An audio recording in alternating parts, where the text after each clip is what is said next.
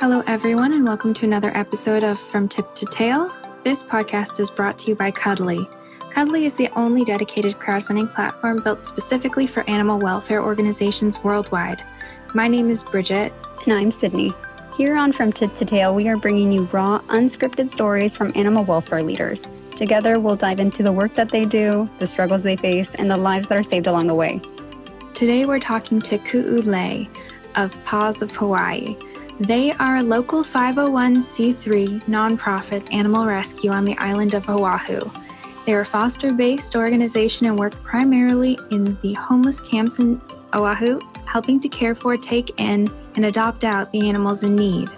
PAWS of Hawaii is committed to promoting awareness and support to animal guardians to ensure the proper treatment, well-being, love, and quality of life of our animal friends.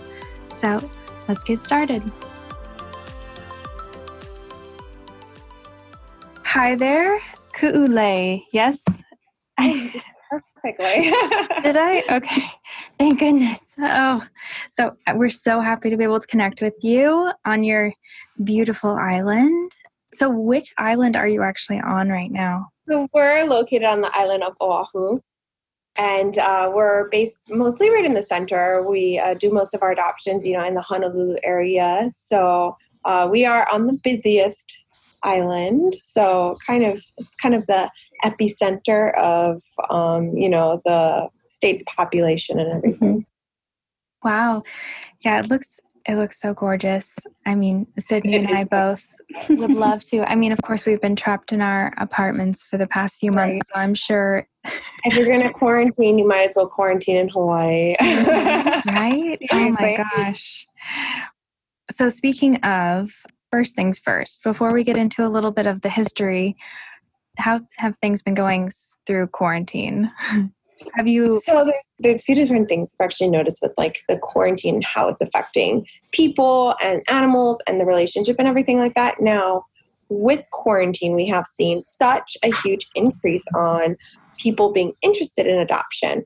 But it's been taking a lot more time with the adoption process and kind of talking with people, because typically with most of the families that apply, I want to say a good 30 to 40% of the families that are applying, after talking with us, they realize, they're actually not going to be a good match to take in a dog right now, because they want to take in a dog because they have all of this free time right now.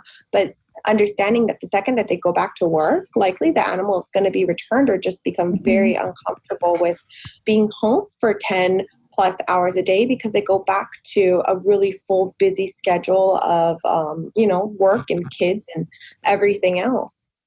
So that's one of the big things that we've noticed. And there is that. But, it is really great. One of the great benefits of, just everything that the world is going through right now, I would say a plus side is that there are so many more families willing to foster. So a lot of the families that realize they won't typically be a good home placement permanently for another dog down the line are actually signing up and instead just fostering and helping dogs find their forever homes.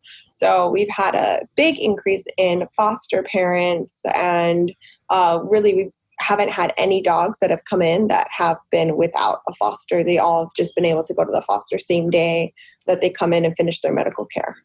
Oh, that's awesome. Yeah, that's so sweet. Yeah. On an island, have you guys had a lot of COVID cases, or how has that been going for you in Hawaii? Because I feel like for us, we've tended to be in our own bubble. Yeah. Yeah, no, absolutely. So I have always felt Hawaii is we're such a special place here, to be honest. As soon as the COVID started going around, just all of the families, everyone, who is here, residents in Hawaii, they really kind of buckled down and was like, let's all not go out. Everybody really stayed home, from all of the people that I work with the rescue, to everything, to the procedures that the vet implemented into her role that she does at Aloha Affordable. I mean, just everything from only going to visit the dogs in the car, grabbing the dogs, bringing them into the clinic so no people come in. And then, just everybody in Hawaii really cracked down on quarantining and staying home. So it's actually been pretty low as far as the cases actually in Hawaii. I don't quote me on it, but I think it was somewhere around 700 total in the whole state. Oh, wow. Oh, yeah. So yeah, no, it's really low. And, sadly, anybody that passes is always such a tragedy. Thankfully in Hawaii, the rate has been super low. I believe last I checked, there were about 10 lives that were lost, but I'm so grateful to be able to live somewhere where, just it's really not as scary as what I'm seeing around the rest of the world, but everybody's still being super, super, super careful, and all of the businesses are still implementing, worst case scenario type of procedures and everything. That's so great. I mean, what a testament to like a community taking it seriously. Yes, no, absolutely. There are watch places for the local community for people, because everybody from people from New York and the mainland are coming to Hawaii because we have so low cases that they want to escape from where they live. But then they come and then they break quarantine because you're supposed to stay home for 14 days. And so there's watch groups on Facebook and everything, people trying to make sure that everybody is doing the right thing and being on quarantining. Right. Others holding others accountable. I mean, that makes sense. I mean, especially on an island. I know before you jumped on, Sydney and I were talking about what it takes to bring a dog over to Hawaii. Because, I mean, as such a small island, I mean, you're susceptible to a lot as well. So speaking on that, I mean, so how did you get into rescue? How did I get into rescue? I mean, I was born and that was it. So, I mean, initially, I have to say it really probably has everything to do with the allowances that my mom gave for me just growing up, honestly, because most parents, you bring home a flea-infested feral cat and they're like, okay, go take it to the Humane Society. But no, my mom let me care for every animal that I brought home. And trust me, there was a lot, from random stray lost ducklings and chickens to cats to turtles to just every stray dog that we came across and provided care for. I really just grew up. I cared for rabbits, fish, birds, cats, dogs, turtles, guinea pigs, just everything. Oh, wow, yeah. And so, I mean, I really just grew up with such a great exposure to animals, and really even more so than that, it was the understanding that no animal is the same and every single animal needs something different, and kind of just an acceptance of, okay, this is what this animal needs as far as behavioral and health, and just kind of being able to deal with it. Because so many people that take in animals, along the lines, they might develop an issue here and there and they get defeated and sometimes give up. But if you just have a firm belief that yes, you can deal with whatever comes across, then you really just find a way to make it work. I was 17 when I actually started the rescue. So I started it not with an intent to start the rescue, but, more of just having a serious love for animals and just wanting to help any animal that I came across. And I actually grew up, my mom runs a really big nonprofit here in Hawaii. So my whole life was spent volunteering and, giving time to work in the community and help just really every single weekend and throughout the week and just everything. So I started volunteering for different rescues when I was 17, and then I started taking in animals on my own. And, my first case actually that I did fully by myself was a little tiny puppy that I came across. It was right nearby where I lived. The neighbors had found the dog taped up in a box and left outside by the mail. And they didn't know that there was a puppy in there. They were walking their dog, and their dog started sniffing this box and trying to knock it over. And then all of a sudden they realized an animal was in there. So they opened it up and they found a little puppy. And the puppy had a broken leg that the family had allowed to heal over without actually taking it in for treatment. So it had a big calcium buildup and everything, So I took her in, and I took her into the vet myself. I was working at the time. So, I took her in, paid for her care, got her checked out by our veterinarian, and then I fostered her for a couple of months, helped her to heal, and then eventually ended up I did a bunch of meet and greets. I would drive out to the different families' houses and, visit with them and see if it would be a right fit for her. And one of the things that I found is I really liked kind of like the interpersonal communication with people, trying to establish, is this going to be the right match for this particular dog? Definitely. And eventually I found her the most perfect home. I still follow them on social media today. She ended up adopting another sister, and she's living her best life for sure. So I'm super happy with that one. And that was my very first all on my own rescue that I did.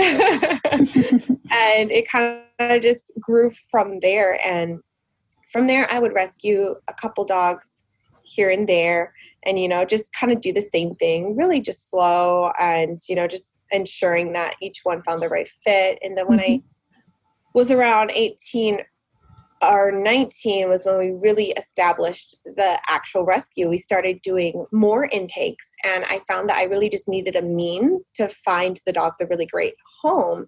And so, PAWS of Hawaii started when I was 17, but it really got established when I was about 18 or 19. And we actually created and established the rescue in 2013. And then we, had more of a social media build, and from there we just kind of were able to find more animals' homes. In the beginning it was just my family and friends that were helping with fostering and caring for the animals as they got ready for adoption. And as we grew, we ended up growing and taking in more families into our foster community. And we honestly still have people that were working with us from that very first beginning that still work with us now. And one of the ladies who initially started with us, she's actually one of our administrative team members. And, she's been working with us for like a good 6 or 7 years now. And, it's awesome, because one of the biggest things as a really family-based rescue is that we really work on our relationships with our foster families, and pretty much all of the foster families that work with us foster with us as long as they're here in Hawaii. If they do eventually move, or if they are long-term here in Hawaii, they foster with us, continually over the years and help out until they just find a foster that they can't live without and end up adopting. Oh my gosh. I know. That's beautiful. That's such an amazing story. I mean, when I was 17, I was not doing anything like that.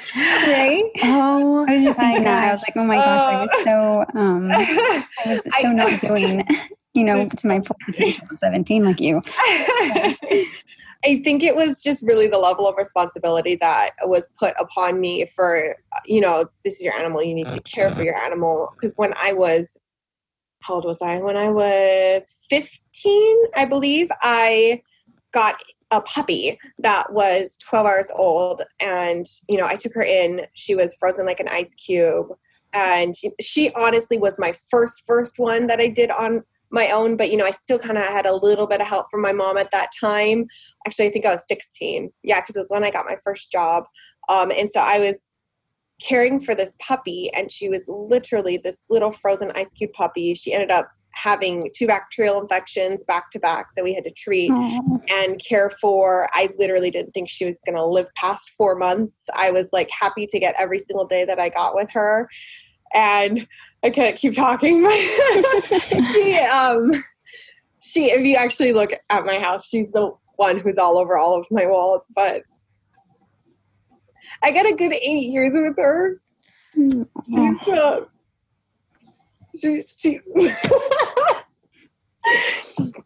She's our logo. So if you look at the PAWS of Hawaii logo, she is the black dog that's at the center of it.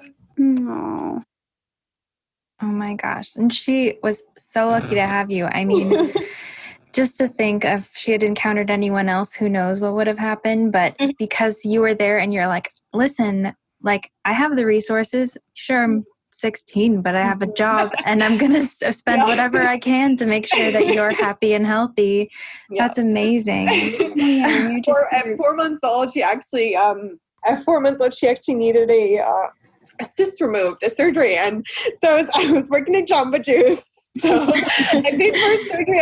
I had this awesome vet, and, I'd been going to that vet since literally I was 3 years old with our first dog. And so, it was like $150, and I saved up my money, and I got her the surgery done. She healed up great. So she's really like my whole heart and soul. And so that's why she's at the center of the logo for the rescue. Oh, I love that. The legacy that you're creating in her name too. I mean, she's probably so proud of you, and, vice versa. That's just amazing. Yeah. Oh, it was a couple years ago now, but I still can't talk about her. Oh yeah, of course. Definitely. I mean, and I'm sure that really speaks to how you're caring for every animal that comes into your care now. I mean, that's what started it all. So, I mean, that's with that intense emotion. I mean, it really speaks to how well you're caring for all these other animals as well. It's really amazing. I mean, and at that young, I mean, I think I'm going to go out on a limb and say most other 16-year-olds, if they had $150, they would not be like, and now I'm going to get this cyst removed. Right? Yeah. Like, no, definitely not. Especially like, how many smoothies you probably had to sling in order to get that. Oh gosh. Yeah. So let's talk a little bit about PAWS of Hawaii. Do you have a lot of strays on Oahu? Mm-hmm. Oh, you have no idea. It's so crazy. People think that, because we're an island, there's not, as many stray dogs that you're going to find. But we have so much land that is undeveloped in certain areas, like the North Shore. That's all like, preservation land, preserving the island and everything. But in those areas are where we find the most communities of stray dogs that are just either dumped by other people. People will drive out to the end of the island and leave their dogs there. Aww. And when I say the end of the island, I mean as far as the road goes, and then the road stops at that tip, and people drive out there, they dump their dogs. And it's been happening for many, many years. It's such a catch-22 because people don't want to, put them down or have them put down or take them somewhere where they would be put down. But at the same time, instead, they're just going to dump the dog. And that doesn't make any sense at all. I always feel, for people when they have an animal, if they need help with rehoming, there are resources. Rescues and shelters will be happy to just put up a courtesy post, that sort of thing. Or if you take them down to our Humane Society, they have an option there where they can go up for adoption. Mm-hmm. But instead, many do take animals and actually end up leaving them somewhere. And then typically the animals that get dumped are not fixed. So they end up having puppies. And then we find these puppies that have just we have to catch them in the trap because they're too scared of people, as they've never met a human since they were born, just in the fields of Waianae. So, we have to really socialize them once we get them in, love them, a lot of touching, a lot of, just kindness, and just helping them to understand that people are going to be good to them. Because from their parents, they learned, run away from the cars, run away from people, avoid. And so we really have to work with them a lot. So I definitely think we have such a huge number of animals in Hawaii that are always in need. And we have a lot of different rescues on this island, but really they are hardly even able to keep up typically with all of the animals that are coming in. This quarantine has actually been really great because we've been able to increase the number of dogs in our care. Typically, the dogs that we keep in our care, we usually like to stay at the number about 50. But recently, we've been at like 70 to 80 dogs in our care. And that's really just kind of due to the quarantine, having more fosters available to help care for the dogs. So are you entirely foster-based then? Yes, so we are entirely foster-based. So every single dog that we take in goes into foster home, even if they are super afraid. We have a lot of really amazing fosters that work with us that can handle and take care of dogs that have that, a little bit of that instilled fear in them and have to work on that. We have fosters that are open to taking in ringworm cases. We have fosters that are open to parvo. It really just depends on a case-by-case basis. And, say we are sending a dog that needs continued care for parvo to a home. So typically what we do is we hospitalize them, and then once they're released from the hospitalization, we put them into a foster home. So we always put them into a foster home without other dogs. We set them up for a quarantine area with the animal and everything. And then once the animal is about 3 or 4 weeks out, they typically get the all clear and they're ready to start moving towards adoption and whatnot. So we really help with, kind of just resources. We cover all of the medical care, of course, for all of our fosters. And with our fosters, we send them all out with food and a kennel. Puppies will always send with puppy pads. The adult dogs always send with leash and collar. And typically we're able to send out other supplies as well, such as such as shampoo and toys and stuff that we have in from our great, awesome families around the island that send in donations and whatnot. That's amazing that you're so comprehensive in everything that you offer your fosters. We really try to do our best because we so appreciate them. Honestly, if you look at any of our postings on Facebook, it says, you all know we cannot take in this animal unless we find a foster. And that's so true. For each animal that we put them up on our page prior to taking them in. Say we get a call about a stray in Waianae. Before we can pick up the dog, we have to line up a foster. So these fosters are kind of checking yes to something that they really don't know, but we do comprehensive care once they come in. So we pick up the dog. We, when they come in, we do parvo testing, giardia testing, fecal testing, deworming, vet check, vaccines, flea and tick prevention, heartworm prevention, oh my gosh, microchipping. And then we give the fosters an update. So the foster that checked yes, saying, yeah, I'll take that dog, we tell them, okay, so this dog doesn't have parvo. It does have giardia. It needs 5 days of being on its own to get through 5 days of medication and treatment. And then once you're clear there, we'll bring them back in and then you're good. So we kind of give them an update as long as they're still comfortable with the situation. Once they get the assessment and the dog and everything, then it's great. Then they'll take them home. And if not for any reason, then we'll just typically have a backup foster lined up to help with the animal that is coming in. And do a majority of your fosters, do they come from Oahu or do they come from the other islands as well? That is a great question. So we only do fostering on Oahu. If somebody is on the other islands that wants to work with us, wants to foster dogs, or even typically wants to adopt, I will connect them with I like to call them the sister rescues that we work with. We have this one rescue on Big Island that I adore. I've known her. Honestly, I'm going to actually tell you, she was one of the first rescues that I was calling when I was 17 and first getting into rescue. And she really has been so amazing. Her name is Debbie. She's on Big Island. She runs CARES on the Kona side of the island. And, I've worked with her ever since I was a teenager. And so if somebody comes in that wants to foster on an outer island, I definitely refer them to Debbie on Big Island. There's a few different rescues on the other islands as well that we do refer people out to. But yeah, so for Oahu, we send out fosters to the entirety of the island, all over Oahu. But we actually take in dogs from the entire state. So we've taken in dogs from Big Island. We take in dogs from Maui. I've taken dogs, actually from the Kauai. We once had to this was a really fun one. There was a mama dog and puppies that were found in Kauai, and they were just born, 2 or 3 days old, but mama was growling and snapping at everybody, trying to bite, terrified. She was a dump dog that had obviously been living just as a stray for so long that she developed a really deep fear. And so she didn't want anybody near her newborn puppies, which is understandable. And so she was actually going to be euthanized, and the puppies were going to be euthanized because they didn't have the capacity for caring for them at that time. So they called the lady who found them, and she was actually just a tourist visiting that island.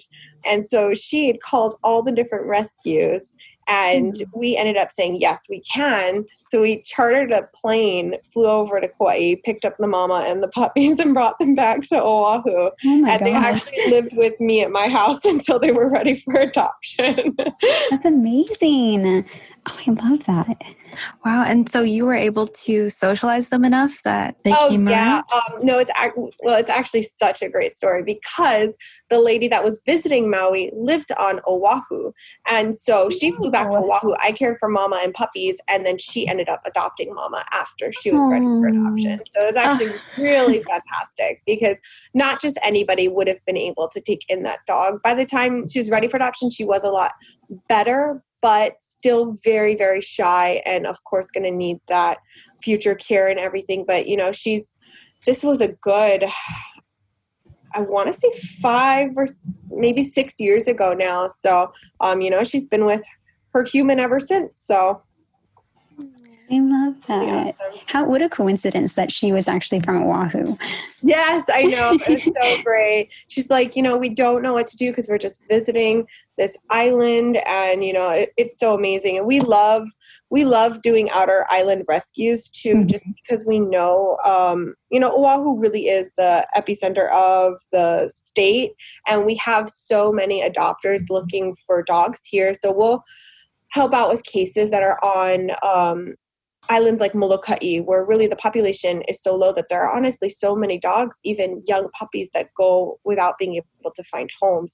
So quite often we'll pick up dogs from Molokai and bring them over to Oahu and help care for them and then find them homes and everything else. But no, it's really great. We love our partnership with the other rescues, especially CARES over on the Big Island, and really just everybody kind of working together to help out with all the animals. I love when rescues have that sort of point of view where it's not just, one rescue for themselves or things like that. It's a collective effort, partnerships with shelters and other rescues, because it's all, it's all working towards one mission. I so agree. I love that.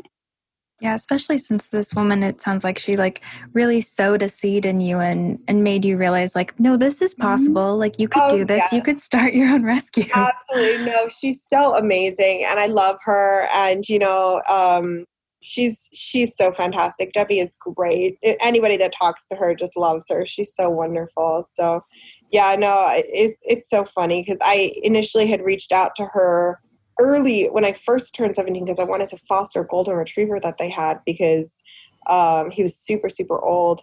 And she's actually one of the people I first started working with when I actually initially started the rescue. Actually, when I was 19, she would send over animals to Oahu with her friend who was a pilot, and she would just send them over here, and then I would adopt them out here on this island. So we really just have this great partnership. Even from Big Island to Oahu, there are more people here on Oahu than on Hawaii Island. So, yeah, it's great. We love it. We love working with everybody. So you work with Sydney, yes, on all your fundraisers, because she was mentioning that you do tend to have quite a few animals with skin conditions. And it seems to me, I mean, of course, you're going to have different experiences over there than metropolis area over here. So I'm wondering, what do you see?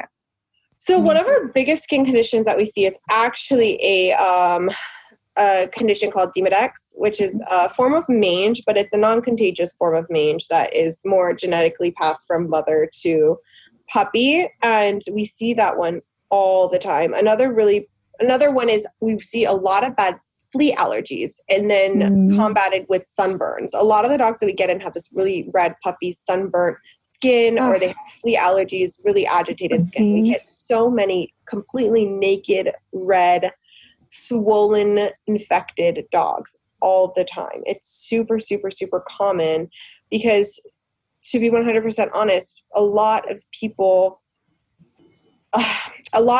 don't really understand the importance of flea and tick prevention. And with the bugs, Hawaii is such a nice, moist, kind of rainy environment that there is such a big, a big population of crawlers. So we have a lot of flies and mosquitoes and fleas and all of that. And, they land on the dogs, they agitate their skin.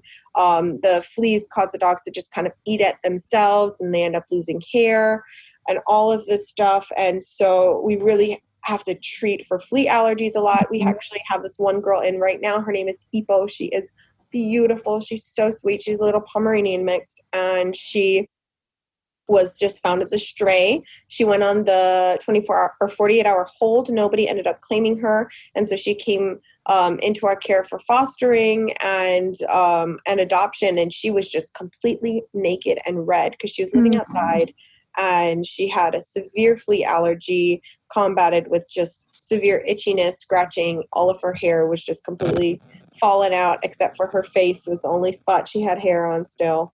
So she's getting all of her medical care and treatment done. And then once she finishes up that, she's going to be ready for adoption. And she is just the sweetest little dog.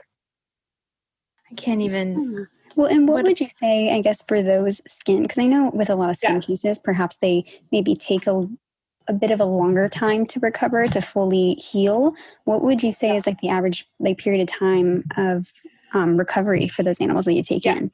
Good question. So I would typically say that for animals recovering from skin conditions, it might be around 4 weeks for that initial result. Now, it's going to take a long while, of course, for the fur to fully look as beautiful as a typical dog would.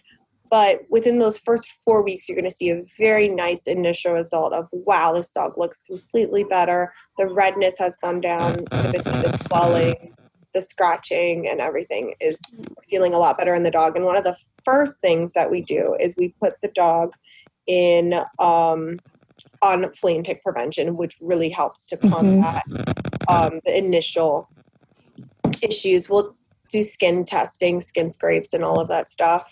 We really love to ensure that our fosters keep fostering with us. And one of the ways that we do that is by ensuring that our testing and our care for the animals is as comprehensive as we can, so that we're not sending them home with animals that is going to be, oh, surprise, this animal has this wrong with it and we didn't know. So we usually, upon our first visit, we'll do, if the dog has any kind of like skin issues, we'll try to do, as comprehensive testing as we can, whether it's checking for ringworm, skin scrapes, all of that kind of stuff, and just ensuring that the animal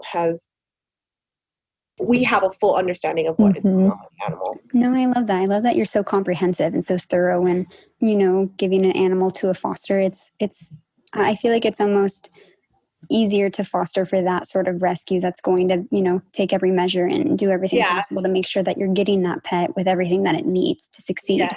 That's one of our biggest goals, because we want to always, we always want to keep, we want to keep our fosters. We want to these people that really care about the animals, that are continuing to provide great care for them. We want to make sure that they keep coming back and helping with more. And pretty much majority of all of our fosters will continue to foster with us for as long as they're available to. And so the way that we help with that is by ensuring that we do our best to provide needed supplies, as in kennel, and if they come up with something else that they really need, if it's a higher cost one, sometimes we'll put up a little fundraiser, say they need a really special type of walking harness, or we have some dogs that come in with such severe skin issues that we have to buy them a special type of collar that has a nice Sherpa style lining on the inside so that it doesn't rub and agitate their skin when they're walking. So you different things like that. We always try to really ensure that the fosters are continually able to keep coming back to help with more animals. No, definitely, because they want to see the transformation too. They want to know that they're playing their part and stuff like that. So I like that a lot. That's just really good, responsible rescue. Yeah, and with such attention to detail too. I mean, I would never even think a little Sherpa lining in my head. I'm like that's just cute, but it's functional. No, that we do that with our dogs, and then the really shy ones, like this one girl who we just got in, and actually girl and boy, Alana and Andrew, they both had to get a special harness that has the Sherpa lining around the underarms, because they both have that Demodex skin condition. They came from the same family. It was actually a family of 30 dogs that were living at the beach, and we've been slowly kind of taking them in and helping them to find homes. I think we took in maybe about 25 of them total. Another rescue took in a good group of them. There's actually had to have been more than 30, because I know they took in at least 12 of them. So, I mean, it's just something, because if you put a normal harness on them, you're going to just have to bring them back in for having redness and chafing underneath their underarms and have that treated. So Definitely. Well, so is this your full-time job, or are you still at Jamba Juice? Or I love Jamba Juice. I love Jamba Juice. It gives me good life skills on how to make the best smoothies. So I actually had jumped around to several different jobs after, I just kind of went wherever would help me pay for the animals' care, because when we were starting out as a rescue, all of the medical bills my family paid for. So, like we were paying for the $3,000 of hospitalization that this one puppy needed, and we weren't a big rescue back then. And so it was really just, just us kind of just really just loving the animals so much and just doing everything that we could to ensure that they got what they needed. And so I jumped around to different jobs. I ended up going to actually work in dog grooming, and that was great because that was one of the things that I wanted to learn, how to groom the dogs so that I could groom the rescue dogs. And so that was fantastic. I did that for a while and learned how to groom the dogs, and then I ended up actually kind of working at a veterinary clinic. By that I mean I would go there literally every day and work, but she would help do care for the animals, and I would help with just doing the care and all of the medical assisting and help her in surgery and everything. And it was kind of like a job, but it wasn't actually a job. It was just that I would go there, I would help with everything. I assisted in 600 surgeries that, it was so much fun. I loved it. I think that was right when I was 19 to 21. And so I spent a couple years there doing that. And really, I got so much experience with just hands-on medical care for the animals. I learned all the different types of medications that they need. And that's really, really useful in rescue because I have a full understanding of pretty much all the general medical care and what the treatments are going to be. So I absolutely love that. And so I did that for a couple of years, and also while working another job to help pay for all of the animals' extra medical needs. But she was amazing. And she really just did so much care for the dogs. And she would just donate her time and her love into these animals and just help with that. And that was fantastic. She now is moved off island, and we ended up pairing up with this incredible human being who I absolutely adore. Her name is Dr. Kelly. She met us initially when we were at a time period where we didn't have a vet at all. We didn't have a vet to use, and we were trying to find out how we were going to do this because we were taking them to, outside vets. It's just that the cost was a lot higher for us because it wasn't our vet that we were working with personally. And so we ended up meeting this amazing human, Dr. Kelly, the best person ever. And she started fostering for us a bottle feeding puppy. And, she wasn't currently working as a veterinarian, and she just was helping us with animals, and she just started helping us with care here and there. She didn't work at a clinic, but she was of course a veterinarian here in Hawaii, and then she created a clinic that was completely based around providing affordable veterinary care to the community and even more affordable veterinary care to the rescues. And so along with her already really low cost prices, the prices are even lowered for 501c3 nonprofit rescues that come to her for care. And so it's truly amazing because that is our primary veterinarian that we go to for our care, Aloha Affordable Veterinary Services. And she is the reason why we are able to do such a high volume of animals. Because I tell people all the time, we'll never stop rescuing, but if we do not have a veterinarian that provides that low cost, the number of animals that we save is going to be a lot slimmer. But if we have a veterinarian that helps us with that really low cost, we could do so much more and save so many more animals. And so once she came in, we really started to just be able to work with so many more animals. Prior to meeting her, I think we were doing maybe 100, 200 adoptions a year. That's awesome, but nothing crazy. I think last year, working with Dr. Kelly, fully, we did like 600 adoptions in 1 year. Honestly, we're going to beat that record so out of the park this year because we're almost, we're hitting such great number for adoptions and we're just barely halfway through this year. So it's so amazing. And I owe her so much for just being such a great support. She still fosters for us. I love her. I took in this pig, a baby bottle feeding pig, and I called her to see if she would do medical treatment for it. And she's like, no, just bring it to me. I'll care for it. And so she bottle fed. She's currently bottle feeding this pig with her 5 kids, and they love this little pig.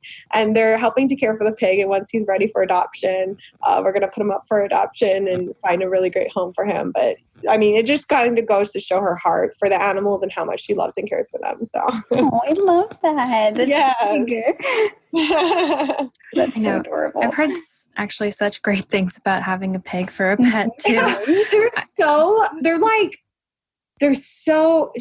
They love people, and people don't realize how amazing animals are, and that they're like little dogs, except some people say they're even smarter. I don't know, because I haven't personally owned a pig. I've done pig adoptions. My friends have pigs, but I've heard that they are sometimes smarter than dogs. Oh my gosh.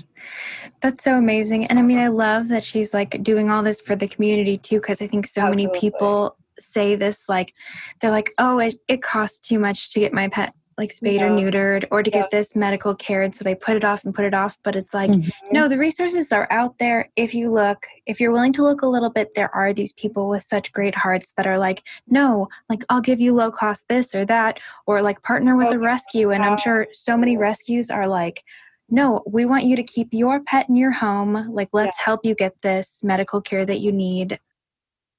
Yeah, so one of my favorite things to do, speaking of like outreach and stuff like that, one of my favorite parts of doing rescue is actually we do it hand in hand with Dr. Kelly at Aloha Affordable, and it's really about her heart for outreach and everything. But we go out into the homeless communities and we team up with her and we just provide care for homeless animals. So either dogs that don't have any owners or dogs that belong to the actual homeless people that live out there. And we've done so many outreach events with Dr. Kelly. We walk through the homeless camps and just literally go one by one.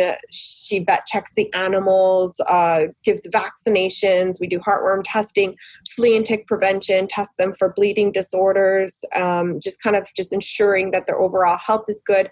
A lot of them need skincare help, and so medication is provided for that if they have infected ears.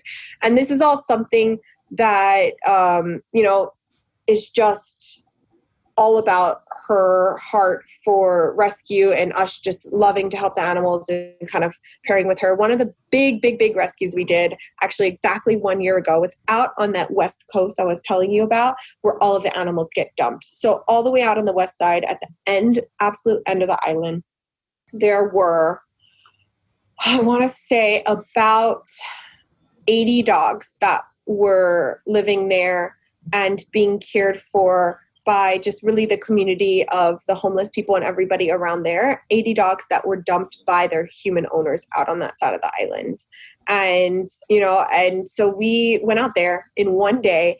We just put out this call to the community, put out calls for people to come by, put out calls for people to, fill out the foster form, volunteer, everything. And we sent all but 3 home that day.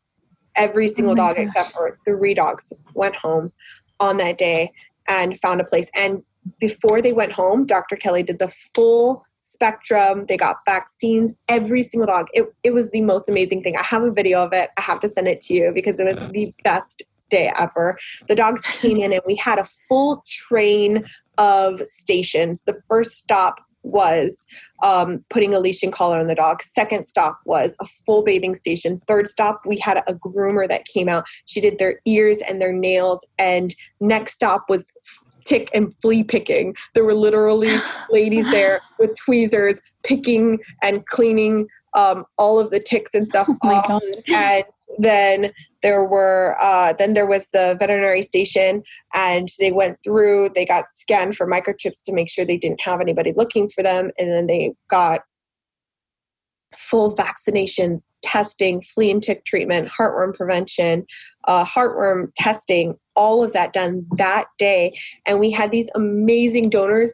One lady and another man who owns a company drove by with a flatbed truck filled with dog food. Everybody got sent home dog bed, dog food. I mean, our island is just filled with really the best people in the world. I have to say, I might be biased, but it sounds like it. I'm like, I want to go to Hawaii. I want to go there. The greatest day ever. And every single dog went home with a bed, a leash, a collar. We had a lady that we had make new tags for every single dog. We had like 100 tags made. Every single dog had their own little PAWS of Hawaii tag with their number and everything on it. Everybody got microchipped. It was just so incredible. And that was actually exactly 1 year ago. So that was fantastic. And we did that with Dr. Kelly. It was just such a blessing and such a great day. And, that's really one of the things that we absolutely love. And once we get out of this whole COVID quarantine type of situation, we definitely look forward to doing some more outreach again. I'm sure there's going to be a really big need, seeing as the need hasn't been met currently while everybody's in this quarantine. It sounds like you are so organized and so. I was just thinking that. Like, tell me, like the coffee on Hawaii must be fueling you to do all these things. Don't freak out. My friends freak out at me all the time. I don't drink coffee. Oh my gosh. Dear God. I mean, I think there's like a stigma of people who live on Hawaii that it's all like island time, like chillax, but you are so passionate. You've got so much energy and you're putting it all into these amazing projects. And I mean, just imagining that assembly line of getting dogs ready. I'm like picturing it in my head, and it just sounds like I want to be there. Like, I just want to be a part of that. No, honestly, anybody who went was like, this was like seriously life-changing. We had this amazing guy who runs events. He brought by and like donated the time. We didn't have to rent it for this huge like 20 by 30 tent. And then we literally just called out for kennel donations. We had like 50 kennels, kennel, just set up side by side, each one covered with its own sheet. So each dog went into its own cubby hole until it was ready to start getting the care done. And then we literally had cars packed in line with foster families. They came in, they signed in, fosters that had signed up with us, because we actually do, we really care about putting the animals into a safe home. So we do have a foster application. So the day prior, we had everyone sign up on the foster application and then fielded through all of that and everything. But people just came and lined up and signed in after they got there. And then they just went through and they met the dog with their family and made sure that it was going to be okay. And it was going to be a good match, all understanding that the dogs are a little bit overwhelmed by all that's going on. But it was just so fantastic. And to finish the day with only 3 dogs not finding a place was unreal. It was so amazing. And it was even funnier because we were all like, yeah, we're done. Let's go get food. Let's go get dinner. We were driving home. And along the way, this dog runs out into the middle of the road. And then of course, I pull over anytime that happens. Pull over, walking back to his house, kind of like shoo him like, okay, we're going here. And then there's this house with all of these puppies running around outside. And so, I kind of call in and say, hi, is anyone home? And, talk with them about spay neuter and stuff and everything, and kind of set up with them to get their dogs fixed, and then kind of just approach them about allowing the puppies to find homes. And they ended up being like, yep, sure, take them. So we loaded them up in our car. Oh my gosh. Everybody up. And, we ended up taking everybody in. They are fixed, vaccinated, cared for, and then the puppies all found homes. So it's incredible. Rescue so funny. Yeah, rescue never. It really doesn't. It's so amazing that it just informs like so much of your life. Like, I feel like there's no other passion that's that way. I mean, you don't do rescue unless you absolutely will not do rescue unless you are doing it because you are absolutely in love with the animals. Anybody that goes into rescue for any other reason, they will quit and they will burn out because it is the most draining thing that you can do. Mm-hmm. You are constantly, you spend your own time, money, effort, love, everything, and you pour it into these animals. And these are animals that you're not even going to end up keeping. They're not going to be yours forever. They're going to go to another home, which is in itself super rewarding, but some people just don't get it. I hear on a daily basis calling fosters and, people interested in fostering. I don't know how you could possibly foster. I wouldn't be able to foster because I wouldn't be able to give them up. But, once you really get into fostering and understand what fostering is, it's so rewarding to see them go to new homes. I follow all my fosters on Instagram so I can kind of see their lives and see just the amazing life that they are living. And it's so rewarding to see that. So amazing. Well, so, I mean, you've been doing this for a few years now.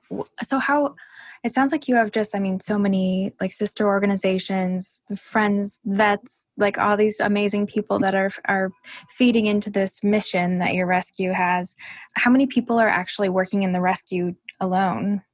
Yeah, so we've been doing this for about 9 years. And to clarify how many people are working in the rescue, do you mean how many people get paid or how many people No, just are like working. working with us? Okay, like fosters and volunteers and that kind of thing? Right. Okay, so this is just people who have signed up, but we don't actively have this many fosters, but we have like a few hundred fosters that are in our sign up system. Some of them are long-term. For our really, really core fosters, I would say we have a good bunch of maybe like 100 fosters that really continue to work with us, and some people take a couple months break and then they come back, so it's staggered with different people and everything, but we have a really core group of about 100 fosters. And then we have a team of about 5 ladies that are our admin who are around different areas of the island that really do more hands-on work. One lady runs our webpage. We have another lady that runs all of our donation thank yous and letters and everything like that. One lady really does more work in our foster care program. Another lady does donation collection. And then I do pretty much full spectrum, but mostly I focus on adoption and then rescue. So I coordinate for the rescue of the animals, and then I do all of the application processing and lining up meet and greets and all that kind of stuff. That's amazing. I mean, you sound so organized with how many fosters you have, with how you're coordinating like across these different islands. I mean, it's quite an organization that you've really grown. I mean, what are your goals for the future? Yeah, no, absolutely. So our goals for the future is to get better at the one thing that we do not do, which is grant writing. So pretty much all of our funding that we take in is really crowdsourcing and, saying, hey guys, this is what we need. If anybody can give, great. Thank you so much. This is where it's going to. This is what the animal needs to get done. This is medical care, etc. One of the things that we really need to work on is, finding a way to do grants so that we can actually do even more outreach. I really, really, really want to do more free care for the homeless dogs in the community, which would be possible if we could do more grant writing and that kind of thing. And currently right now, PAWS of Hawaii doesn't pay any employees. So all of my 5 ladies who work with us, I love them so much, but we all just do this because we love animals. So I make a little laugh when people say, is this your full-time job? I'm like, yup. Unpaid, but I love it. But yes, I love it. And so that's one of our goals is to definitely, if there's anybody out there that can help with that, grant writing is something that we really need to work on. Another thing is we have just kind of been praying about it and hoping that there is going to be that perfect spot for us somewhere, even hopefully here on the windward side, that we can kind of establish as like a training center and a place to kind of do adoptions. Now, we never, ever, ever want to be a shelter because that goes away from our core I want to just say core mission of really, because the animals that we take in are so unsocialized typically. They are just, they're the abandoned ones. They're the ones that have been forgotten. And they benefit so much from being in a foster home that we don't ever want to become a shelter type situation, but we really have been searching to rent or buy a piece of land to work with our dogs, because we have this amazing trainer. Her name is Mila with Sunshine Dogs Hawaii, and she works with us and all of our dogs. And we want a center to set up like a nice training area to work with all of these dogs that we rescue and take in, because we have so many that we work with. I mean, right now we have about 80 dogs that are in our system. And so that's one of our goals. And then also to have that really nice adoption area that we can kind of do adoptions out of. Because right now we work out of this great, community center that my family is a part of, and we do a lot of our adoptions over there. But, it'd be wonderful to have a place that is for us to do the adoptions. And I know it will come with time. I've never been one to rush that, I know that it will eventually come when the time is right and the perfect place is available. Yeah, that sounds amazing. I mean, from all of your life experience, I mean, taking in all these random animals and then working at the vet clinic, it sounds like you're such a resource. So being able to train all these new people and spread a little bit of your your passion and energy into your community. I mean, you can only imagine how much good it would do. That's would be an incredible undertaking. So I definitely hope that comes to fruition very soon. Yes, absolutely. Maybe putting it out into the universe will help. Right. Well, so do you have personal pets right now at your? I do. You might have seen him running around when we were outside earlier. But yeah, no, I have 4 babies. I had 5 babies, and the other baby is the one on our logo. But I have 4 babies right now.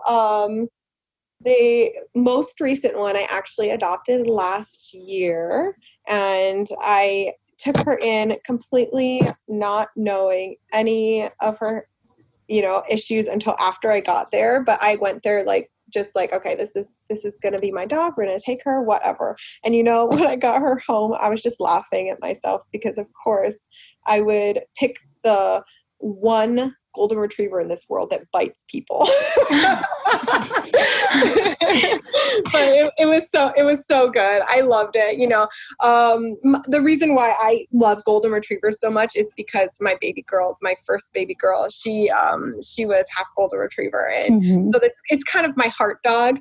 But I took this girl in, and literally I talked with the family for a good while before I took her in from them, and they said she had never ever left the house. She was in the kennel almost all of the day. She'd never even been on a walk before.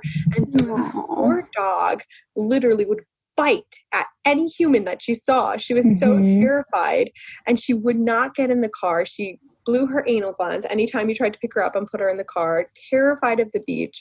It was the complete opposite of what anybody would think a golden retriever is.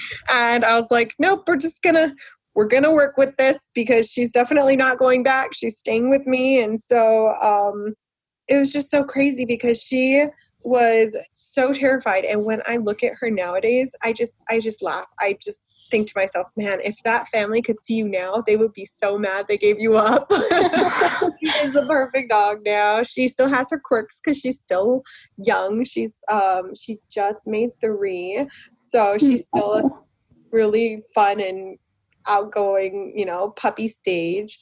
But now she is the most loving dog, and she goes to schools with me for presentations, and the kids love her. They all just can put she has 30 hands on her during the presentation. She loves it. Her smile when she goes to the presentation, she's like, everyone, please pet me. And she adores it. But it's just so amazing to see from where she initially came from, where she was terrified of people and terrified of cars, terrified of the beach. I really just solely gave her and nothing else 2 weeks. Every single day I put her in the car, and we drove to the beach. And at the beach, I handed random people treats, and they just held their hand out for her. And I just kind of incorporated everything that she didn't like into her daily routine for 2 weeks. And by the end of it, she's like, oh yeah, the car takes me to the beach. The beach is really fun. I like the people because they give me the treats. And she was so good. And eventually I kind of broke that. That was just kind of breaking down the barriers of what she was fearful of. And then after that, we kind of got into a little bit more of training and working with her and all of that. And, starting that process. And now we're actually going to be actually starting her up with, actually more integrated training with Sunshine Dogs Hawaii and everything. And I'm super excited for that. And I love her, and I love her story, and I love how hard her life was in the beginning, because it really just goes to show that it doesn't matter where the dog comes from. You can absolutely help any dog as long as you give them the needed support and time and understanding of what they're going through. Mm-hmm. That's so true. And I mean, the whole story is so amazing. I feel like I'm like, should I just run out to my shelter right now? Right? I can't do that. I need to stop myself. No, that's what an amazing story. And I mean, the fact that it's coming full circle too, into like, now you're using this amazing story to like help these kids learn about animals, and so that's so incredible. Oh my gosh. Loves school presentations. So we go into typically middle schools because they have a really captive audience, and they just love when she comes in. And we go in, we have like our school presentation that we do. We talk with the kids about animals and proper care and what they can do to help, and how they can actually just improve the lives of their own animals. Because if the kid comes home and they say, Mom, why is our dog tied up on a chain outside with no shelter? It makes the parents think, because so many people don't do certain things to be cruel to animals, but do things because of lack of education. Mm-hmm. So I really feel like educating the kids, they go home and they ask questions to the parents, which make them think, okay, what led us to this point that this is the life that our animal is, having to live. And I'd like to think that majority of people do things due to, poor education rather than cruel intent. And, of course there are people that do things, intentionally to animals that is harmful, but majority of people just do it because they haven't been taught otherwise, which is the same with not giving your dog flea, tick, and heartworm prevention. So many families that I talk to that adopt dogs from us, and I tell them that they need this, have never even been, haven't been made aware of how serious it is and how much benefit it would give to their animals to, continue to be provided this form of preventative care. So amazing to hear, because I think from our point of view, we see so many like neglectful cases. Yeah. In cases of abuse. And I mean, of course you do more than any, we're just seeing it from a computer screen, but you're seeing it in real life. And to have that heart of compassion for these people where you're just like, no, you just didn't know. And then things escalated and suddenly you don't know what to do anymore. Exactly. That's so amazing to hear, especially, since you're the one that's taking these animals and transforming their lives. So, 4 dogs in your house, and I'm assuming you probably have fosters too in there. Typically, yes. But now you have a huge foster network, so you got to spread the love. Yeah. Well, so we've got some fun questions. So you can pick. We really have to change these questions because, frankly, they're all centered around one dog, and everyone we talk to everyone has multiple. Has like 5 dogs. We're being silly assuming that in rescue someone's going to have 1 dog. But, That's true. But you can pick whatever dog you think applies best to the question. So if your dog was president, what would be the first thing they did? Oh my gosh, that is the funniest question I've ever heard. Okay. If my dog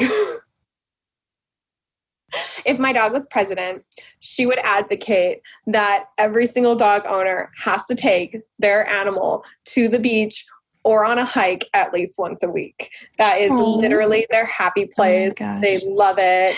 I mean, most people would probably say like, we need a treat every hour, but my dogs love being in nature, and that is like their happiest. When I see them at the beach, they're just like doing these long runs, they're going into the water. Love it.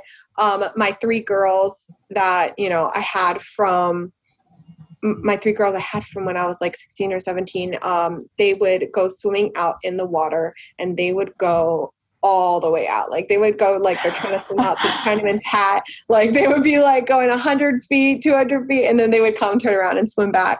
But they love it. They love it. They love the beach. They love hiking. We go on hikes, and they love to go jump into the rivers and the streams coming down underneath the waterfalls. They absolutely adore it. It's their favorite thing in the world. That sounds like a good rule just for people in general. Right? I mean, I think everyone would be a lot happier. I know. I need to get back into that. With the quarantine, I haven't really been hiking quite as much, which is funny because we have the availability to. It's just, trying to avoid, to try and social distance. I haven't really been going hiking quite as much, but, we really got to get back into it. And my dogs absolutely adore it. I have the best memories are taking when I had 5 babies, all 5 of my babies on a hike, and they loved it. We would go to these really off the beaten path hikes, and they would, be able to hike off leash into the mountains. They're so amazing. They listen so well. We would go up to a waterfall. They would go swimming. It's so magical and beautiful. I can't even explain it to you. If you've never hiked to a waterfall, you need to. It is the best experience. Oh my gosh, and that just speaks to your amazing ability to train your dogs too. 5 of them on a hike, and you're just like, and enjoy. That's so great. So then what's one trick your dog has taught you? Oh gosh, one trick that my dog has taught me. Don't go into the kitchen and reach for anything on top of the refrigerator unless you're grabbing a treat, because that's where I keep the dog treats. And if I even walk into the fridge and reach for anything else on top of the fridge, they all come and they sit right in front of the refrigerator, like at attention, like, okay, I'm here. Give it to me. Oh, you grabbed the wrong thing. It's okay. We'll let you reach back up. If I reach for the protein powder on top of the fridge, they're just like so unhappy. Oh, man. Okay, and then this one is kind of hard, so take your time. But if you had to pick one life motto, what would it be? I love our rescue motto. That's like, it's always, I've never changed it. It's been that way since we literally first started the rescue. And, it's not long or comprehensive. Like, like I was telling you, the nonprofit that my mom runs, she has such a beautiful and comprehensive model but our motto is simple. It's just rescue with heart, and that's all it is. And I've never changed it because I love it. It's so true to us. It's just like, we don't do this for anything except because of how much we love the animals. And it's just rescue with heart. And that is how I feel about what we do. I mean, and that shines through. I mean, it does. Truly. I mean, it feels like, I think Sydney and I had our day brightened just by talking to you. Right? That's great. It's incredible. Yeah, absolutely. And I feel like you should just talk to everyone and just tell everyone what you're doing, because it's just going to make them a little bit more passionate about caring for each other, caring for animals. And my gosh, I feel like I just got a big adrenaline boost. So, so we loved talking to you. Yeah, we're excited to see all the amazing things that PAWS of Hawaii is going to do.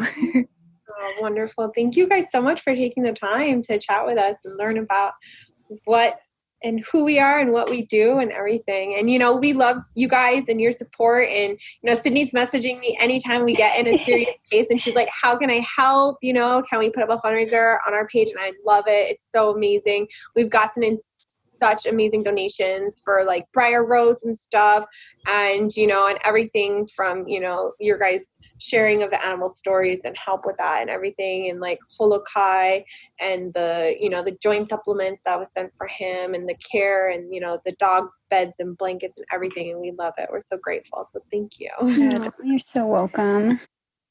Well, so aloha. Right? Malamopono. Incredible. That's pretty much one word to sum up that entire discussion. There are just so many amazing things that I could say about Ku'ulei and the work that she's doing with PAWS of Hawaii.